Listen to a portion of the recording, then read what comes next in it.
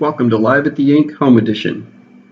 Today's broadcast is brought to you by Evolution Sails, Sailing Evolved, VX1, the fastest growing one design in North America, Sailing Inc., get it at the Ink, J-Boats, Sailing Inc. is the broadest reaching J-Boat dealer in North America.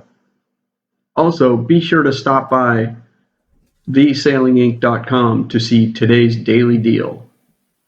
Enjoy the show.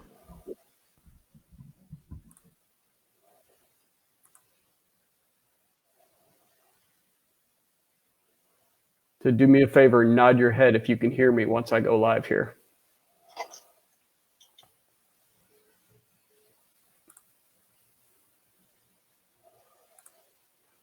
All right, everybody. Welcome to Live at the Yank. Once again, we're still at the home edition. We're still doing this from home, and everybody hopefully is watching this from home and has washed their hands and sat down, got himself a cocktail, and they're ready for happy hour. Today, we've actually got a fun one. We may be having a little technical difficulty, but I'll let you know here in a second how it works. But we're gonna play around a little bit with some technical things. But we've got a really good show for you today. Tucker Thompson is the official host of the America's Cup, and at the same time, you know, he's doing a lot of public speaking and has covered Volvo Ocean races, and he actually participated in the America's Cup. And we're really looking forward to bringing him onto the show. And I'm going to give you a little bit of introduction here to him. So let's give this a try.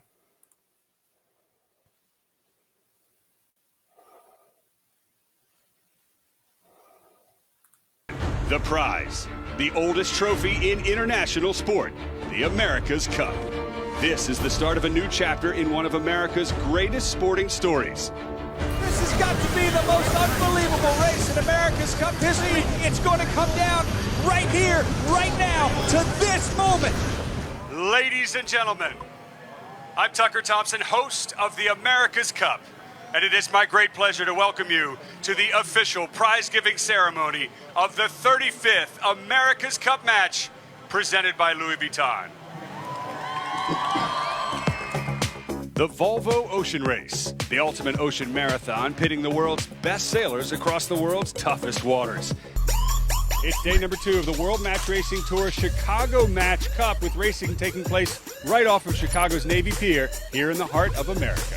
Just off the beautiful beaches here in St. Petersburg, Russia is the second semifinal event of the Sailing Champions League en route to the finals. Hi, I'm Tucker Thompson, and this is the 2010 SAP 505 World Championship. Please welcome to the main stage the runner-up of the Louis Vuitton Cup. From Italy, it's Luna Rossa Challenge. The teams don't know what the next step is around the corner. We don't either. This is called sailing humor right here. Wilson!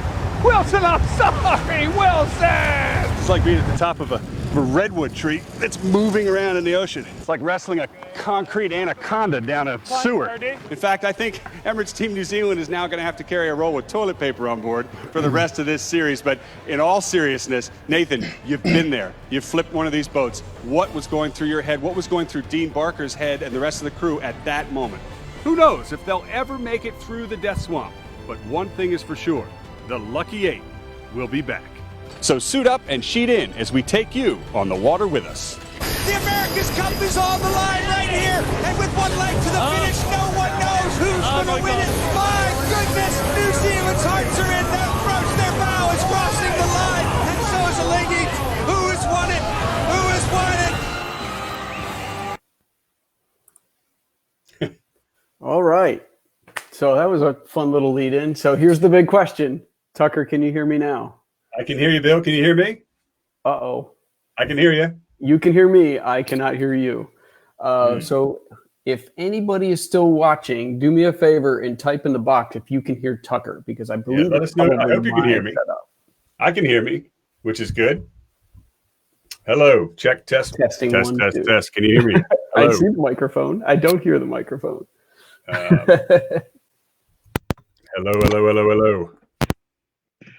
I can hear both of you. All right, that's good. Both of us. Check your headphones. I'm not sure how to ask the questions because I can't hear what you're going to be saying to me. So I'm going to dial you up on the phone. All right. Hope for the best in that. Well, the good news is everybody else can hear Bill. I can pull it off here. Can't even hear me say that. Sorry about this, everybody. Mark Newman says he can hear you too. So we'll Hello, Bill. Can you hear me? Can you hear me now? Hello. Are you there? Yeah, can you hear me? You can't hear me on the phone either. This isn't quite going to work, is it? Oh my goodness. I wish I knew sign language. This is really interesting. I can hear you. I can hear you on the phone. I'm going to try one little thing here, guys. Testing 1, 2. I don't know. No, actually, you just went off now. Do that again. Hello. Too funny. Hello, Bill. I tell you what, Tucker, stay on. Tell them a little bit of a story. I'm going to log off and log back on, and hopefully this all works by then. Okay? Well, Bill, I know you can't hear me, but first of all, thanks to everybody that's tuning in to watch. I've been conducting a tour for New York Yacht Club American Magic now for more than a year, promoting the America's Cup, promoting the U.S. team. And I know that Evolution Sales is sponsoring this interview. So with respect, you can see that Quantum is also one of the team sponsors. And but I would like to thank Evolution Sales for doing this today. But I'll give you guys a quick story while Bill works on the audio that I guess is quite relevant.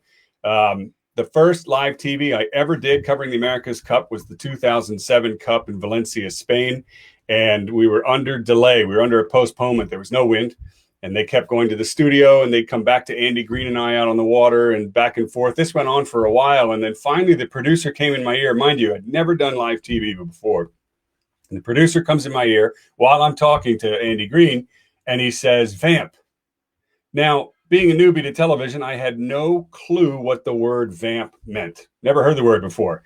But I'm live on TV to millions of people. I'm talking to Andy Green. The America's Cup boats are floating behind us. And I thought, well, I got a 50-50 shot at this.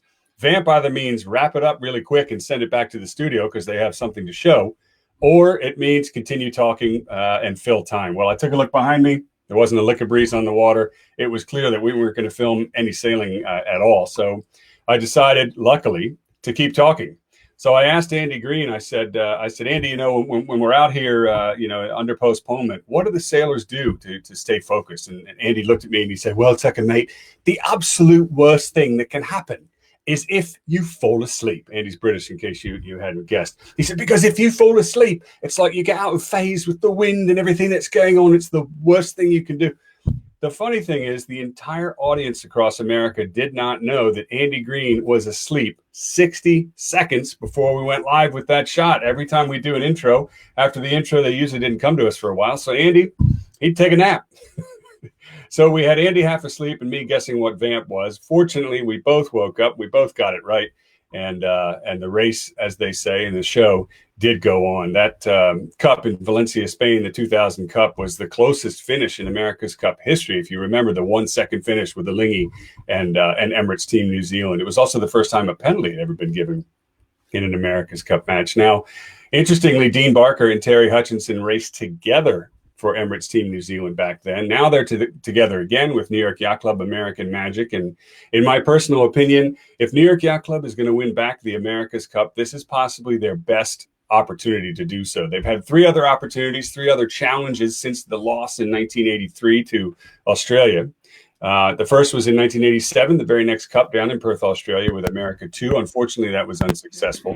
And then in 2000, Young America challenged for the America's Cup under the New York Yacht Club Virgie. And then finally, Dennis Conner, the last time he competed in the America's Cup was for the New York Yacht Club with Stars and Stripes. All of them unsuccessful in the version 5 IACC boats in the 12 meters before them. But this time around, it's a brand new class of boat.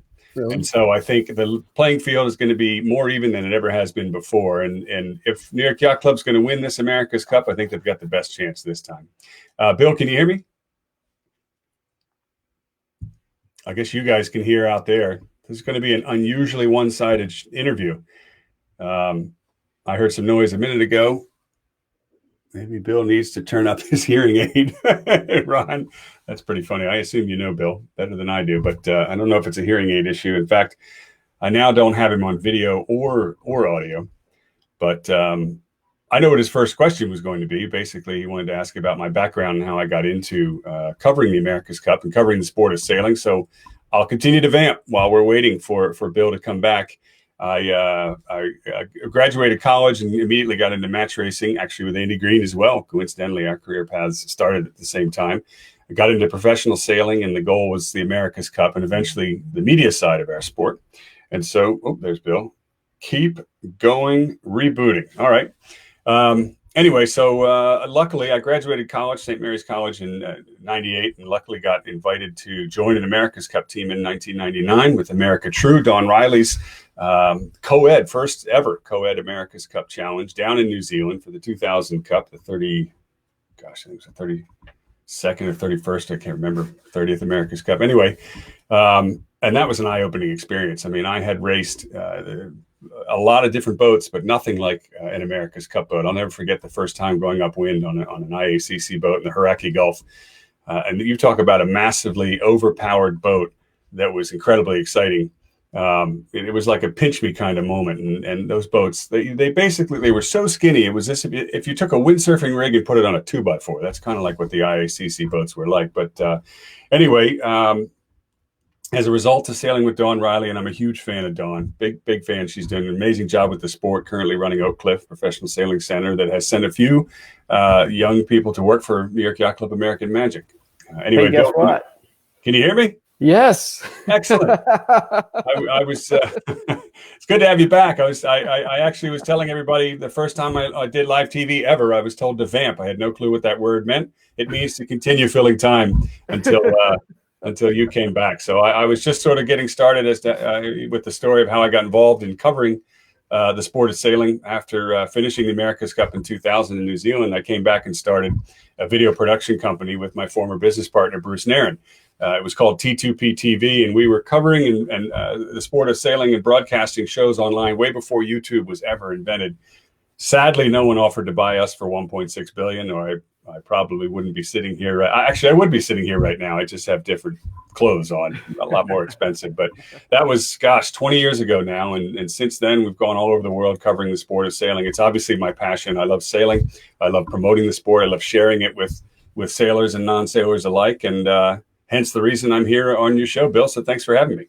Yeah, well, we totally appreciate you taking the time out of your day. In fact, this is day 2 or 3 that we've spent a little time together trying to get this all worked out. And you think we would have had the bugs worked out, but hey, it is what it is, right? I'm glad to have you back. I'm sure everyone else is as well. I don't know. I think these people would rather see you than me up here anyway, but it's all good. I'm just I did have to reboot my computer. So I'm kind of getting everything organized where I can actually read my notes and all that stuff. But again, yeah, thanks for coming out, and I hope everybody enjoyed that little lead in. It was pretty cool that Tucker sent that over to me to play for you guys. It gives you a nice little bonus leading in. So maybe we should have played that while you were rebooting anyway, so it wouldn't have mattered. But I was getting a bit nervous. I was going to have to fill for the entire rest of the show without you. So I'm glad you're back. Well, the good news is you know what you're doing. You talk better than most of us, so it's all good. It's all make believe. Exactly. It was funny. We'll probably get into it a little bit, but some of the stories that you told me the other day about, some of the places that you've had to be in to try and do some of these broadcasts, it's, doing it from little areas. And I just happen to know the little booth you're sitting in right now too. So I'm happy to admit it could be slightly embarrassing, but in the public speaking business, Bill, you cannot get embarrassed. That's one of the things I learned early on. So I basically just start embarrassed. That way I don't have farther to fall. But I'm sitting in my clothing closet in my bedroom right now. I've turned it in. You can't see it, but I put foam board up. I already mentioned, I thanked Evolution Sales and mentioned that my sponsors for New York Yacht Club's American Magic Tour include Quantum and Moorings and Regatta Craft Mixers, Beecham Yachts, and also I mentioned Moorings already in Quantum. So and American Magic obviously has been my primary sponsor, but I've never done an America's Cup presentation in my clothing closet. So for the next 2 months, I'm going to be doing virtual yacht club presentations, talking about the America's Cup, showing content and footage and videos from American Magic and updating people on their training right here from my bedroom. There you go. That's perfect. And you obviously have the bugs worked out. I don't quite have that yet. Oh, it's far. If you could actually see what it looks like here, it's still buggy. Believe me. There you go. Hey, we're already starting to get a couple of questions in here. Nickname Biscuit, Stephen Docker from Evolution Sales down in New Zealand. All right. How'd you get started in yachting, and who was your mentor? You know, everyone has their story of their first time going sailing, and mine is kind of funny because it involves a battle, an argument with my mother. And now that I'm a parent, I can relate to these types of arguments. She told me I had to try. So I had to try, every sport once, just like Little League and soccer and all the other things, and nothing really stuck. And she said, "Okay, this summer," I was 9 years old, or eight or nine. She said, "We're going to sign you up for sailing." And I remember to this day, sitting in the back of the car, screaming and yelling like a complete brat. And now I've got two of them, so I totally feel bad and relate to my mother. But I just said I didn't want to go. And she said, "Look, try it for one day. And if after that day you don't like it, you never have to go sailing again." And that one day changed my entire life. It was a little sailing club in Rehoboth Beach, Delaware. We were sailing sunfish right off the beach in Rehoboth Bay there. And I knew right then and there, I not only was in love with sailing, but I basically dedicated the rest of my life to it after that summer. After I learned to sail, I never did anything, focused on anything else without putting sailing first. To the high school I went to, St. George's in Newport, Rhode Island. The college I chose was for the sailing team at St. Mary's College. The career, obviously, got into professional sailing, and that led to media, which led to television, which led to my interview here with you. But mentors, it has to go without saying that Gary Jobson, I told him once, "You've paved the road. I'm only walking on it when it comes to covering sailing." He was the first to commentate sailing on the America's Cup on live TV. So he's obviously a big one. And Bruce Nairn, I have to give a lot of credit to, because if it weren't for him, we wouldn't have started T2P TV almost 20 years ago, and we wouldn't have covered thousands of sailing shows all over the world. So I owe him a great deal of credit as well. Well, yeah, I mean, as far back as I can remember, he was the original voice of yachting, at least on this side of the pond. Obviously, the Kiwis and the Aussies had their voices too. But Peter Montgomery in New Zealand he's the best of the best. He's an absolute legend, and he's a big hero of mine for sure. I look up to him. You've got to tune in Sunday afternoon, because we're going to have Chris Dixon on. And we've got a little lead in where Peter Montgomery's involved and Tom Blackcollar's involved, and it's really funny. I'm really surprised Chris sent this over to us, but it's going to be funny. So 5:00 on Sunday Eastern time, but absolutely. So yeah, once you made it through the high school and the college, and if I could hear correctly through the phone and through Facebook, that you started talking about America True, right? Yeah. So how'd you get involved with that program? It was interesting. I'm going to tell the story backwards because today American Magic has strategic partnerships with the U.S. Olympic Sailing Program and U.S. Sailing and Oak Cliff Sailing Center and Sail Newport and a few others, the Hershoff Marine Museum. There's a lot of ways to get involved, not only as a sailor, but as a designer and or engineer. In marketing and media, there's all sorts of pathways now that have been set up by the current U.S. America's Cup team, American Magic, for young sailors or young people in the business of sailing to fast track their way into the America's Cup. That wasn't the case 20 years ago. I remember calling Jerry Kirby, who's possibly one of the most legendary America's Cup sailors that will have ever lived. I think he's done 6, 7 America's Cups, among many other things. And I asked him, "How do you get into the America's Cup?" And he said, "There's no real path. You just have to sail everything you possibly can, get on as many big boats as you can, and do as much match racing as you can, and meet as many top sailors around the world as you can." So that was my focus.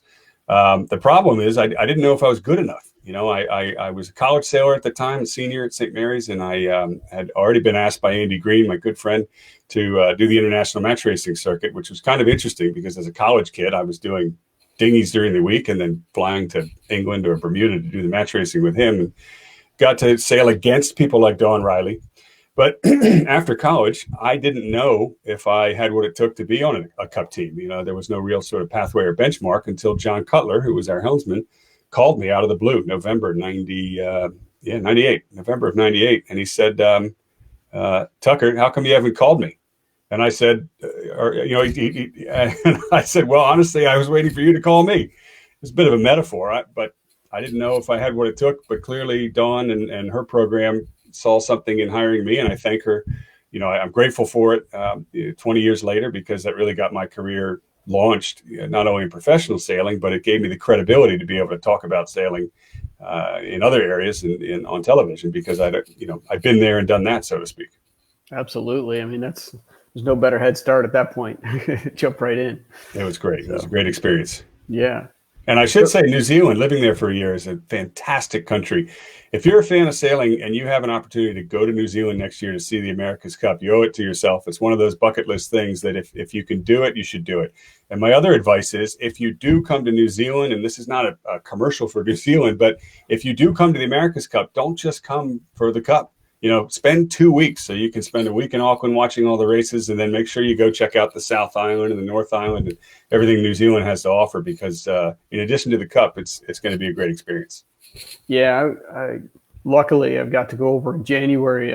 Only got to spend 5 days, 4 meetings with Evolution Sails and Mackay Boats, and it was literally all we saw was the inside of the sail loft and the boat builder. But we did get to venture out a little bit in Auckland and get down to the waterfront, and you can see how they're transitioning the whole waterfront to get ready for the America's Cup Village. And I'm so ready to go back. Maybe not necessarily while the actual Cup finals are going on, because it's probably going to be absolute madness down there.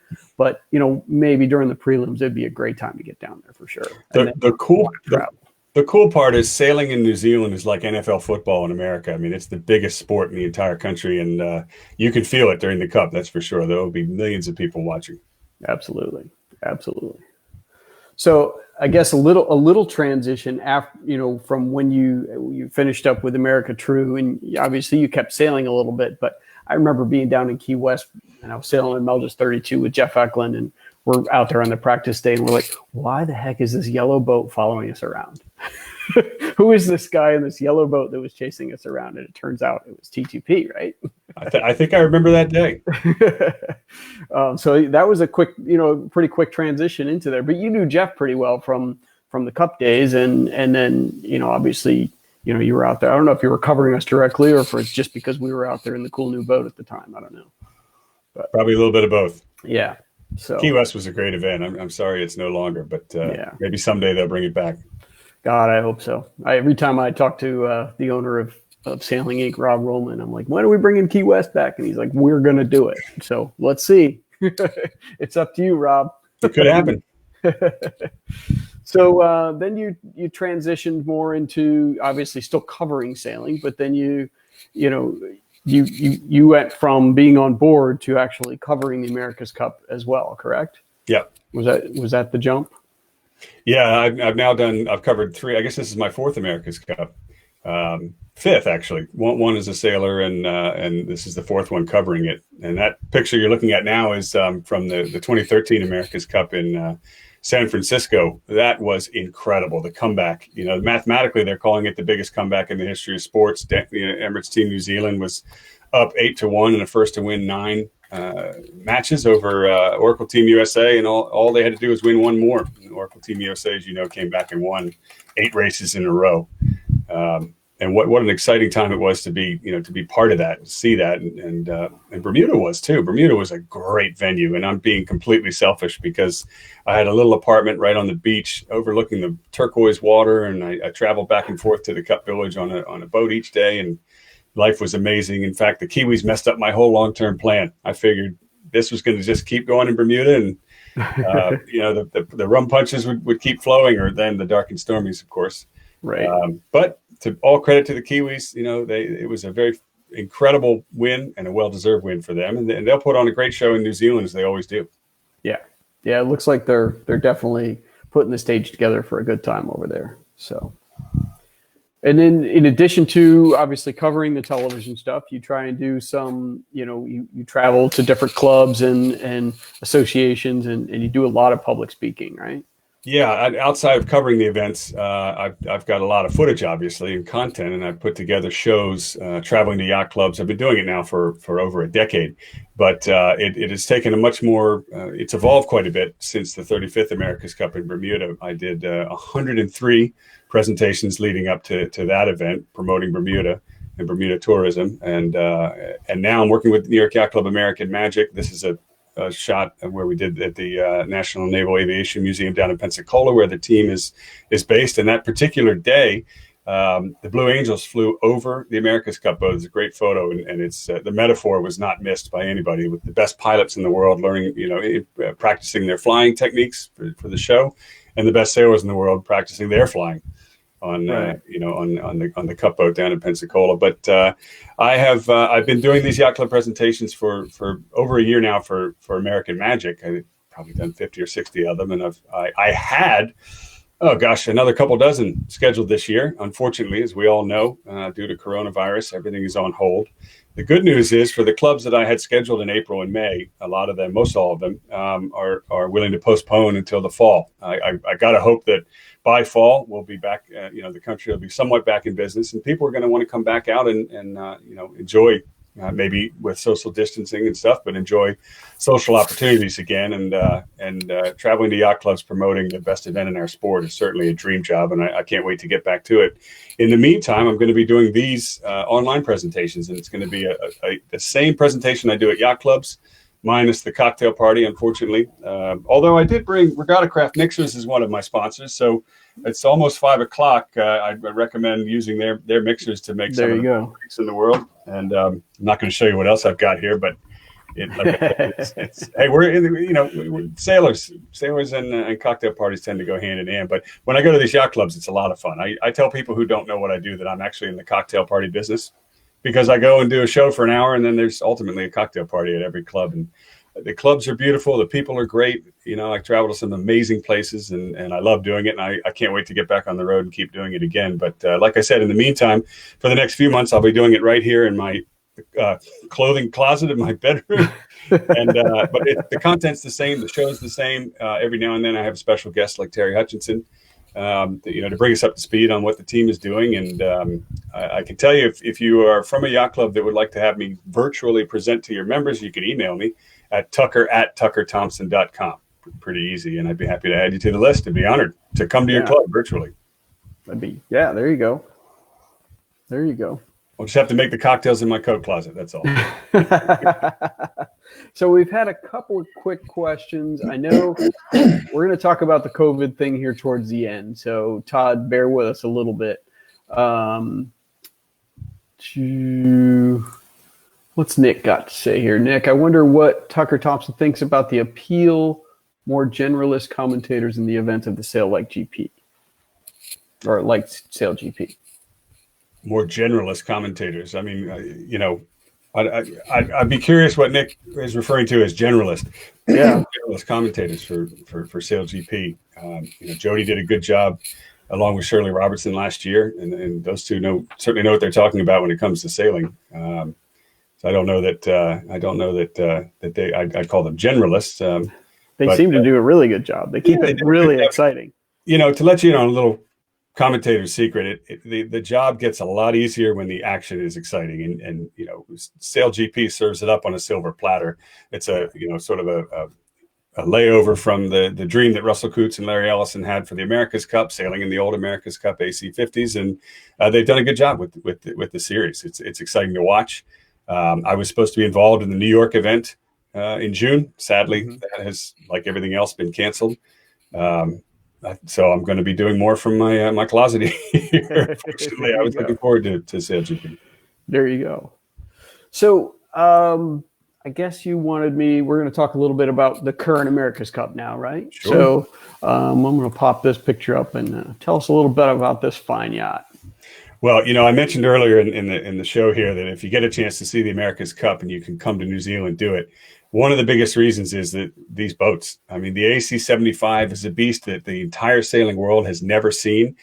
Even the sailors, that are learning to race these things. It's brand new ground for them as well. I was in Pensacola about 5 or 6 weeks ago. I got a chance to see Defiant and it was incredible. And it was similar to the first time I saw the AC-72 foiling, because you see the pictures, you see the footage on YouTube or on TV, and yes, it looks exciting and amazing, but you don't get the perspective of speed and just truly the engineering and the true physicality of what goes on until you see these things up close. And the first time I ever saw one, my jaw hit the floor.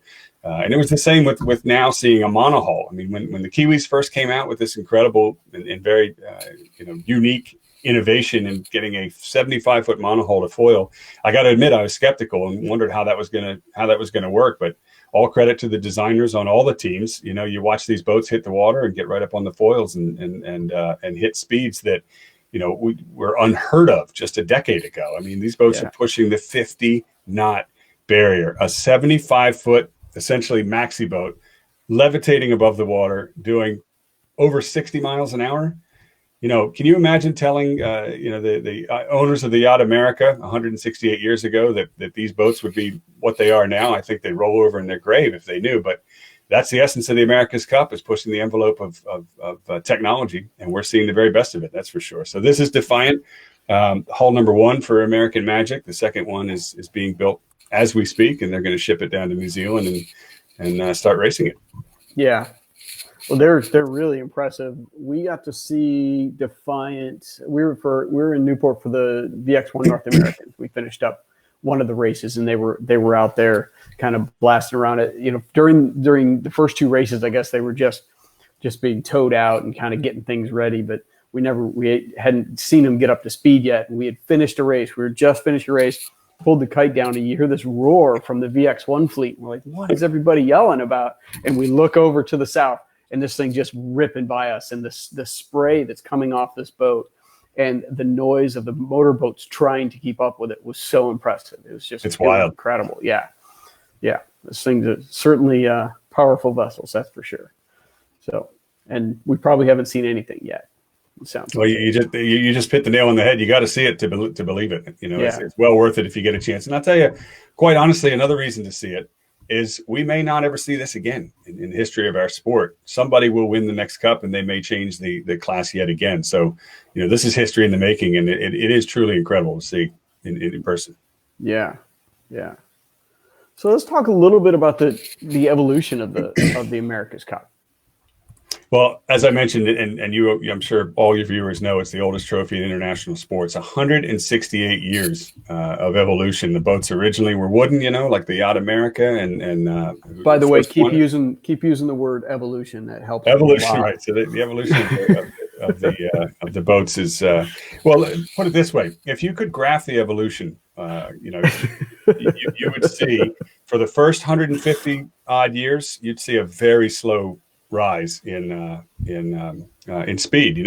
America could go 6 knots, and I think the IACC boats, they topped out at 18. Although I remember one day we hit 19 before the boat basically submerged underwater like a submarine. But now these boats are doing, as I mentioned, over 60 miles an hour, over 50 knots. It's and the curve has gone. The evolution curve has gone straight up. They've evolved more in the past decade than in the previous 150 years. It's incredible to see. Now, having said that, and being a big fan of the excitement that the America's Cup brings, I have to be quite honest with you. We may have gone a little bit too far, I think, in the technology direction. As the America's Cup is first and foremost a design game, it's a technology game. But these boats are so advanced now, and the technology is so complicated and quite honestly so expensive that I think it's really raised the barrier of entry for more teams. We've only got 3 challengers, and these teams are spending a lot of time, effort, and money learning how to sail, and how to harness this new technology. I wonder, depending on who wins, what we'll see in the 36th America's Cup, whether the game might slow down a little bit. If you'll pardon the pun or the analogy, to something a little bit that basically puts sailors, more involved in the outcome of the race rather than just pure technology. Not that it isn't exciting, but I think there's a balance between the two, between the human effort and the technology. And right now, I think we're a little bit imbalanced with going too far in the realm of our part of our sport that's basically an outlier. Foiling's amazing. Foiling's here to stay, and we're going to see more of it. But I'd like to see more sailing and crew work and sailors Yeah. determine the outcome of the America's Cup. Yeah, it was certainly different when they had to really staff these boats up with actual sailors, not just staff them up with 250 ground people, So big grinders. Yeah. So, and these are this last slide here. Those are the teams. Those are the 4 teams currently slated to compete in the 36th America's Cup. And from the upper right corner, obviously Emirates Team New Zealand, the defender by the rules, they're going to be in the finals. As you all know, that's how the match is. That's how the rules are written for the Cup. Whoever wins it has a ticket straight to the finals. And then the 3 challengers moving from right to left.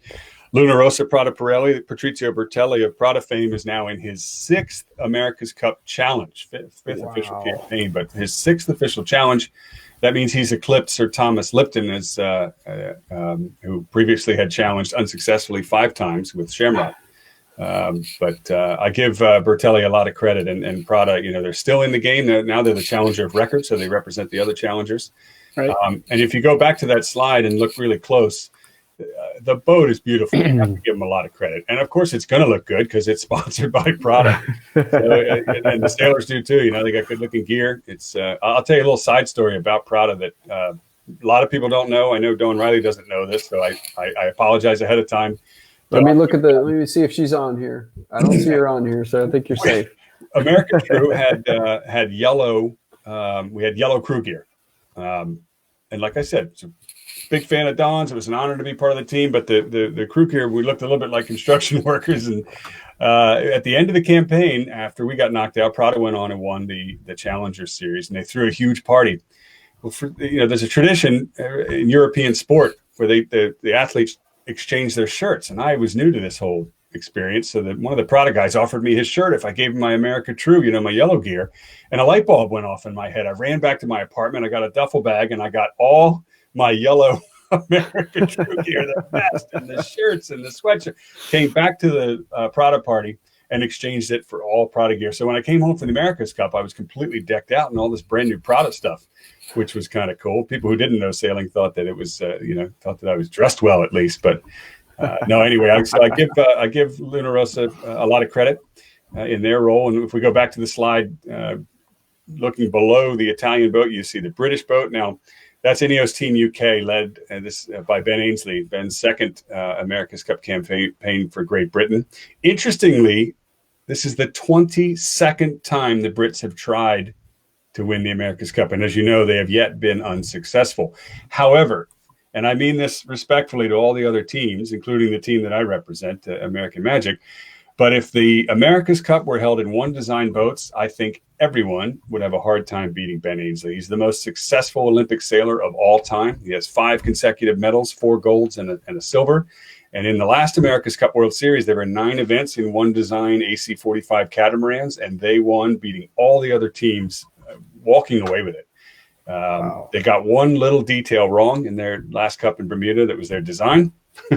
But other than that, it was frustrating for them. But if they get their design right this time, they're certainly going to be a formidable challenge. And then finally, in the lower right corner, of course, is our team, and hopefully our best hope of bringing the America's Cup back to America, back to the New York Yacht Club where it all started. What a historic story that would be if after over 35 years since they lost it in 1983, to bring it back to New York Yacht Club and see it in the clubhouse again on 44th Street.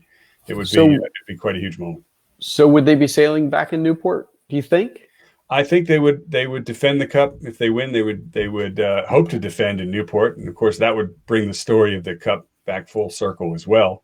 Yeah. How they would race in Newport, where they would race, inshore, offshore, what type of boat is all yet to be determined. And of course they have to win first before they can make those decisions. But again, I think if the Cup came back to Newport, all of a sudden there would be a massive resurgence in interest, and particularly with the East Coast of the United States in sailing again. And I think it would really revitalize our sport in a lot of ways. And I've already mentioned that New York Yacht Club American Magic has offered a direct pathway for younger sailors to get involved in the America's Cup, and that'll only continue to grow if they win the Cup and keep it here in the U.S. Absolutely. It would do so much for sailing in the U.S. and we really need it right now. America used to be a leader in sailing, and I know it's Terry Hutchinson's personal goal and the principles behind the team to make sure that America once again is a leader in the forefront of our sport. But to do it, they've got to win the cup first. So I wish them the best of luck, because they're going to need it, but they've got the talent, the skills, the design, the backing, and the right support to go get this job done. Yeah.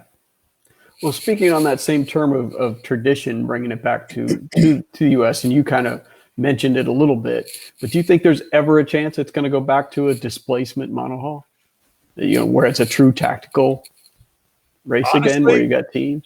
Anything and everything is possible in the America's Cup. Yeah. I mean, you could say, like I said, if you looked at the previous, the older evolution of the boats, if you told the owners of the Yacht America we'd be in a flying machine that's capable of going over 60 miles an hour, they'd think you're nuts. If you said Dennis Conner was going to challenge or was going to defend in a catamaran in 1988 with a wind sail, they'd think you're nuts. If you said the America's Cup's going to be defended by the United States in Bermuda, outside of the United States for the first time in history, again in foiling catamarans that are flying above the water, you think it's crazy? Just look at the story, the intrigue, the drama, the evolution of the America's Cup. Anything is possible, and that's part of the attraction to this event. So I can honestly tell you, I have no idea where we're headed. But like I said earlier, if the pendulum swings back from technology to the skill of the sailor and makes it a bit more even in that regard, I think we're going to see a more exciting cup for sailing and non-sailing fans alike.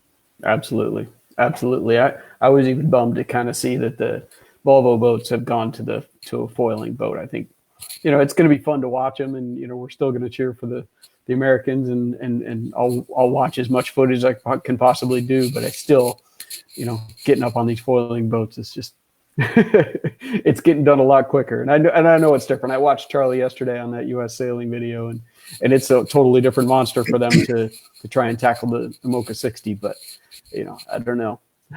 I haven't been foiling yet, and everybody tells me that once I do, I'll change my mind. But I guess. Yeah, could be. Could be.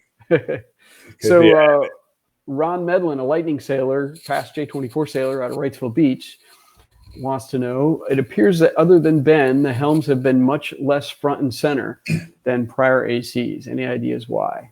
Well, we haven't really been to this AC yet to see, how much focus is on Peter Burling or Dean Barker, or if we're going to see, who's going to helm the Prada Pirelli, Luna Rossa Prada Pirelli boat. Most likely Jimmy Spidhill.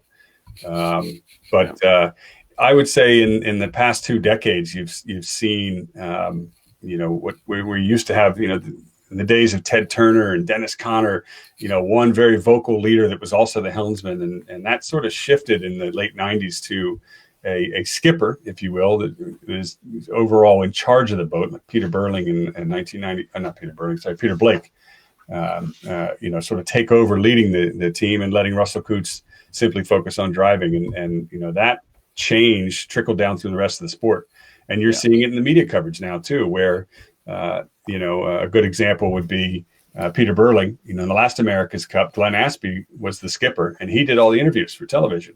The only change was when the actual America's Cup match itself was being covered. And then all the focus shifted to the helmsman. And I think we'll see that again when we get to the finals in New Zealand. Okay. Yeah. Back here, let me scroll back here a little bit. Todd Williams asked early on how, we know that we're postponing a little bit, as far as the lead up events, how is COVID-19 at this point? What do you think is going to happen to the Cup? I mean, we all know how horrible it is, affecting and devastating the whole world, and all areas, and sports are getting hit harder than most because of the fact that we can't have large crowds watching anymore. I mean, I was slated to do just in the past 60 or 30 to 60 days, Sail GP, 2 America's Cup World Series events, the Congressional Cup in California, the Gold Cup in Bermuda, all canceled, unfortunately. So, I hate COVID-19. It's really messed up, mine and just about everybody else's career in the short run. I do believe it's going to come back. I do believe we're going to see a strong bounce back. It might take a while, and sadly, sports and entertainment are going to be farther behind on the list. It's going to be more important to get the economy going, get people back to work. But as far as sailing, ironically, sailing is possibly one of the safest things you can do during the coronavirus. You talk about social distancing. If you and just a few select friends, or just you, single-handed, could go out sailing or racing, I think you'd be very safe. Obviously, when you come back on shore, the party might look a little bit different. Social distancing, maybe there won't even be a party. But when the world starts to open back up, I'd love to see sailing be at the front of the list, because getting out on the waters and out in the environment is one of the best things you can do. Here in South Florida, I'm based now in North Palm Beach. I'm from Annapolis, Maryland, but we're down here for the winter. They've all but shut down all types of boating, and it's killing me. It's killing you. It's killing everybody. To not be able to go back out on the water. So I'd like to see boating in general open up first, because it is safe. It's very safe to be out on the water, and I know we all miss it. Well, we were shut down in South Carolina pretty hard up until today at noon. Yesterday the governor announced it, but they opened it today. All the boat ramps opened up, so you could launch a boat. And if you have more than 2 people on the boat, they have to be from the same household. So they are realizing, I think there was a lot of lobbying going on, but they are realizing that, let them be out there in the fresh air and away from everybody else. As long as there's not, I know there was issues during spring break where everybody was kind of going to the sandbars and partying and having a good time and getting a little out of hand. But spring break's over. People are realizing the reality of this now. And I think people are going to be a little bit smarter. And unfortunately, we had to have the government tell us not to do things, but it is what it is. We all learned from it. And now they're going to let us go sailing again, at least in South Carolina. I hope so. And not to belittle the crisis, but driving an automobile is life-threatening every single day. And we stay within the speed limit. We wear our seatbelts. We're alert. And I think that when people get back to some semblance of normal life, they're just going to have a new culture, be a bit more responsible and socially aware. But all the way back to the question about this was the America's Cup. Obviously, the World Series events, the first 2 of 3 are not taking place. The third one in New Zealand is still scheduled. And hopefully by next, by the holidays at the end of the year, life will be back to normal and we can get on with sailing regattas. The Cup is still scheduled as planned or January and February will be the Challenger Selection Series of 2021. And then the match itself is in March of 2021. So if I'm a betting man, I would say that the Cup is going to happen as scheduled. I certainly hope so. Yeah. So Ashley from upstairs, can you tell us about the team and what they're doing to stay in shape or stay in the game during this time? In the game. I like how she put that in parentheses too, because that's actually a really good point. Because they're not able to get out on the water and for all 4 teams, things have effectively been halted or certainly slowed down. They're spending a lot of time obviously training in the gym, but the other thing that all the teams are focusing on is simulation. And I think that's one of the biggest trickle downs of this America's Cup that has to date gone a little bit unmentioned. A lot of people talk about the trickle down and how, foiling might not hit mainstream sailing, certainly not cruising anytime soon. A double luffed mainsail is something we may or may not see, certainly not wing sails on the average boat. But I think there are going to be 2 trickle downs from this America's Cup that I think will have a profound effect. And one of them is virtual sailing, simulation, particularly for designs.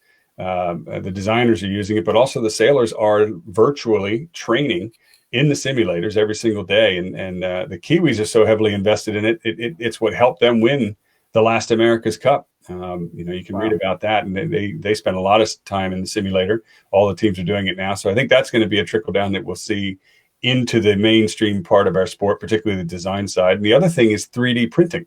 I'm sorry I don't have it here. I usually do keep it here in the closet here, but I've got a piece apart from the boat that normally would have been fabricated in carbon fiber over a matter of 3 or 4 days and fared and to fit onto the boat. And Robin Lesh, who is in charge of 3D printing for American Magic, designed, printed, and bolted this fitting onto the boat in a matter of hours. I think 3D printing is something that we're going to see a lot more of in our sport. Certainly, in the manufacturing side, it's pretty cool. Yeah. But yeah, so the teams are still hitting the gym and working in the simulators. Right. Now, speaking of virtual sailing, have you gotten out and done any of these virtual regattas that are going, or are you going to try and tap into one and maybe just do some announcing just so you can stay in the game? Yeah, no, I'd love to do the announcing. I haven't done that for virtual sailing. I think it would be a bit hard. One is, you're obviously not talking about sailing physically or even the human side of it. You're not seeing crew work or seeing people. So, it's probably a lot harder, to be honest, to commentate on a virtual sailing race, because you are literally just talking about graphics. Unless you can bring the audio from the competitors into it, and to be honest, maybe they are. I haven't seen. I know my good friend Andy Green, I heard, just did one of them, so I'll have to ask him how it went. But this is a different world. Who knew that right now the only way to go sailing would be virtually on a computer, and who knew that the only way for someone like me to do an America's Cup presentation would be from my clothing closet here on the computer. So I guess anything is possible. I'll have to check out the virtual sailing, because it's certainly the whole world's gone virtual now. So yeah, absolutely. I mean, even the NASCAR drivers are doing it. I mean, it just seems like everybody's got the amount of bandwidth that's getting burned up these days, around the United States and around the world is incredible from all this virtual meetings. And so maybe that's why your audio didn't work in the beginning. That's it. Time to turn the computer off for the day or for the week. It's Friday. Yeah. It's almost cocktail hour. Almost. Uh-oh. 4 minutes according to my clock. Well, we're getting close to our cap. Not really a cap. We can go on as long as you want. But is there anything else that you kind of want to get out there to the sailing public while you're here and you've got our ear? I think we covered a lot. I personally, as you know, I'm a huge fan of our sport, and we all are very passionate about sailing and want to see it grow and thrive, not only in the U.S. but worldwide. And I just read on Scuttlebutt this morning, Craig Lewick wrote a really good piece, basically about simplifying our sport and making it more fun. If I had one complaint that also is going to sort of evolve into a suggestion or a lesson, it is that our sport has gotten too complicated, too serious. It takes itself too seriously. It's certainly gotten too expensive for those that want to raise the bar financially, and that has made it a little bit more inaccessible, particularly to beginning sailors and new sailors. And I think at the end of the day, that our sport suffers because of that. Forget the coronavirus and the current economic environment and everything else. And I think what we all need to go back and focus on is having fun.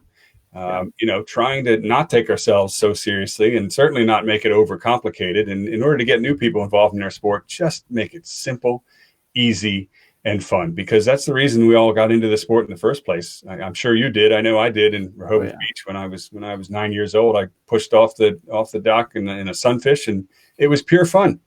And I think that on and off the water, that's what we need to focus on to grow our sport. Yeah, that's a great statement. Great statement. Absolutely.